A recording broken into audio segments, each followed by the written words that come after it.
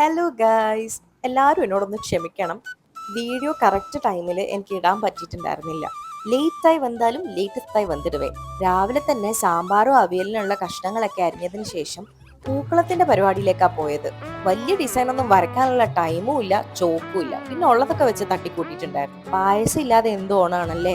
നമ്മുടെ ക്യാരറ്റ് സേമിയ പായസമായിരുന്നു ഓണത്തിന് വെച്ചിട്ടുണ്ടായിരുന്നത്. ഒരു 12 മണിക്ക് മുന്നായിട്ട് തന്നെ അച്ഛനും അമ്മയും എത്തിയിട്ടുണ്ടായിരുന്നു. ഇലയുടെ ഒരു സൈഡിൽ നിന്ന് നമുക്ക് വിളമ്പി തുടങ്ങാം. ഇഞ്ചിക്കറി, ഉള്ളിത്തീയല്, നാരങ്ങ അച്ചാറ്, അടമാങ്ങ അച്ചാറ്, പച്ചമാങ്ങ അച്ചാറ്, വെള്ളരി പച്ചടി, ബീട്രൂട്ട് കിച്ചടി, ക്യാബേജ് തോരൻ, പാവയ്ക്ക മെഴുക്കുപുരട്ടി, അവിയല്, ചോറ്, പരിപ്പ് കറി, സാമ്പാർ, പുളിശ്ശേരി, പായസം, പപ്പടം. എന്റെ നാട് ചേർത്തലയാണ്. ഇവിടെ പരിപ്പ് കറി ഈ രീതിയിലല്ല വെക്കാറ്.